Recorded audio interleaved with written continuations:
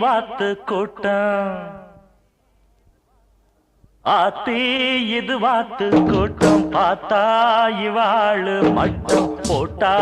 ஒரு ஆட்டம் பாட்டம் சொல்லுறத கேளு நீ